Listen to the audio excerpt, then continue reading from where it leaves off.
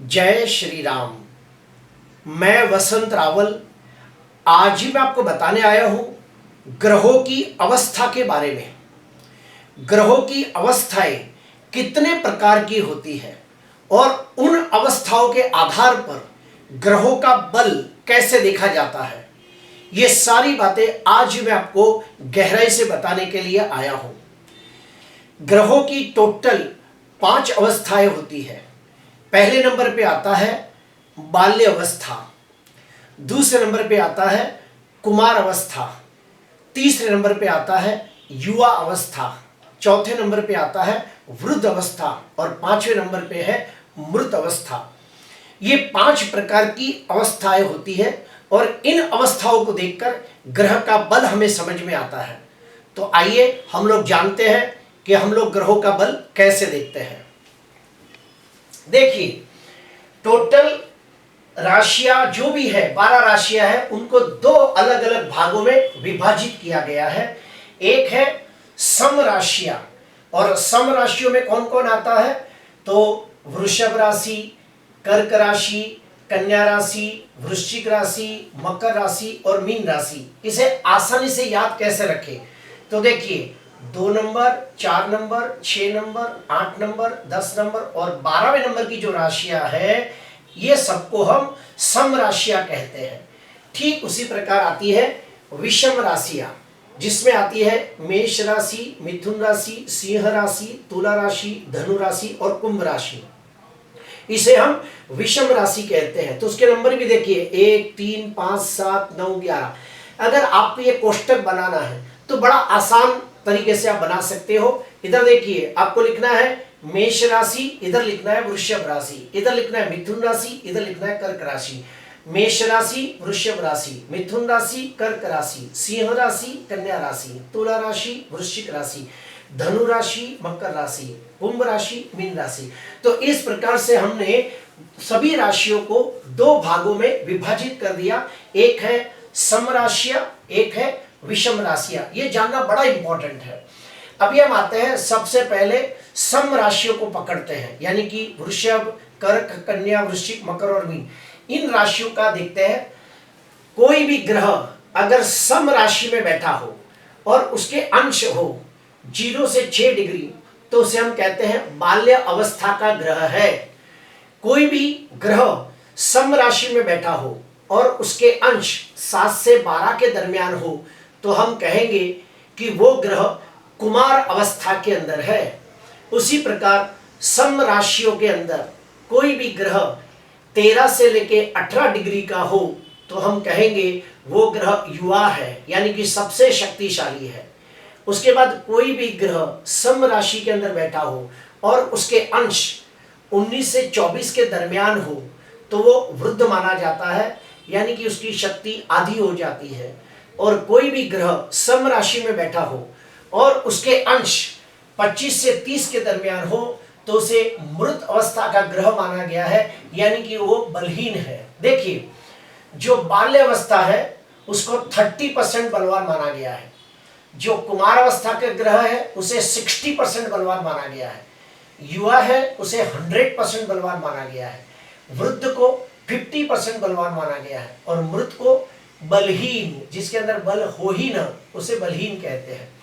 अभी ये हो गई सम राशियां, यानी कि वृषभ, कर्क, कन्या, वृश्चिक, मकर और मीन राशियां जो है, उसका ये गणित है कि उसके अंदर 0 से 6 बाल्य अवस्था, 7 से 12 कुमार अवस्था, 13 से 18 युवा, 19 से 24 वृद्ध और 25 से 30 मृत।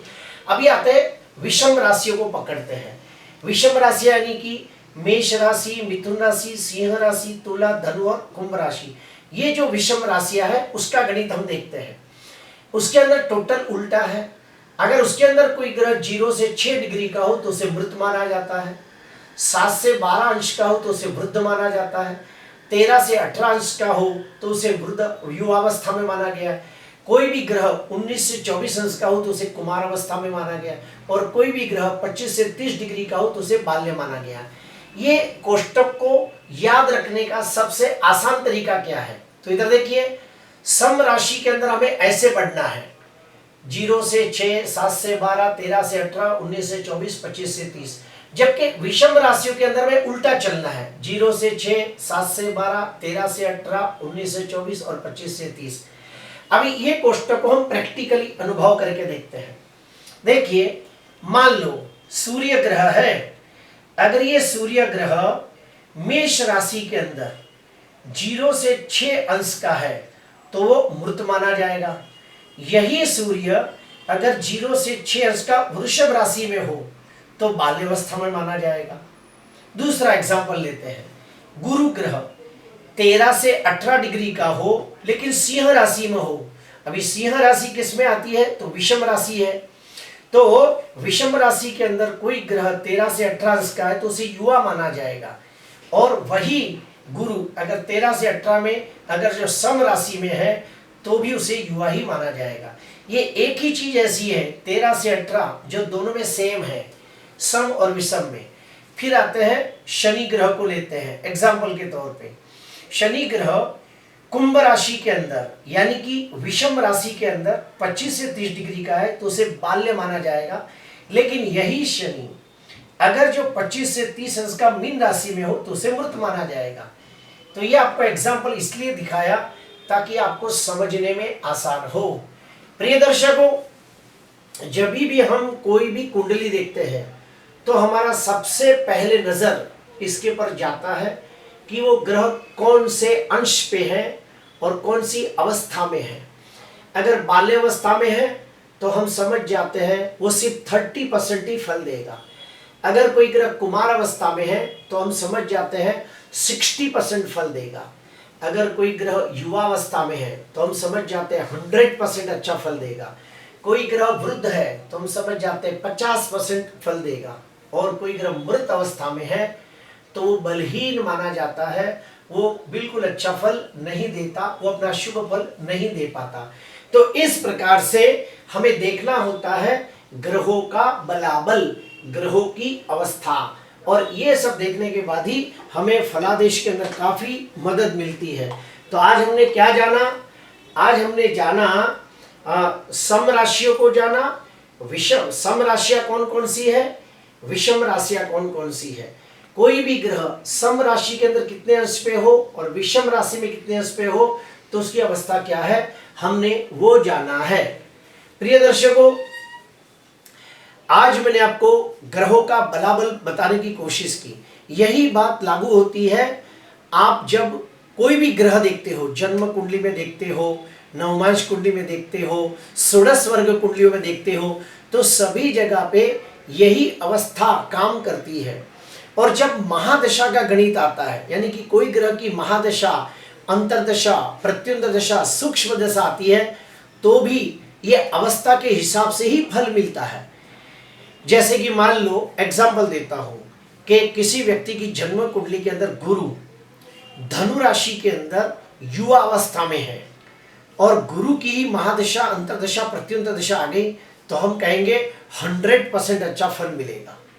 ठीक उसके विपरीत जाते हैं, अगर कोई ग्रह अगर जो मीन राशि के अंदर, धनु राशि के अंदर मृत अवस्था में हो तो हम कहेंगे उस ग्रह की महादशा, प्रत्युंतर दशा में उसका फल भी उसी हिसाब से मिलेगा। यह नियम मारक ग्रहों के ऊपर भी लागू होता है। मारक ग्रह अगर जो मृत अवस्था में हो तो बलहीन हो जाएगा और अगर वही मारक युवावस्था में हो तो बहुत ही खतरनाक फल देगा। उसी प्रकार अगर कुंडली का कारक ग्रह, ध्यान से सुनना, अगर कुंडली का कारक ग्रह युवावस्था के अंदर शुभ स्थिति में बलवान होगा तो राजयोग जैसा फल देगा।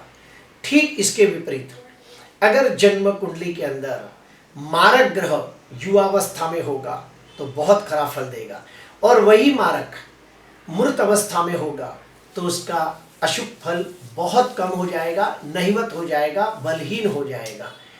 प्रिय दर्शकों, आज के लिए बस इतना ही। आपको अच्छा लगा हो तो जरूर लाइक करना, सब्सक्राइब करना। नमस्कार।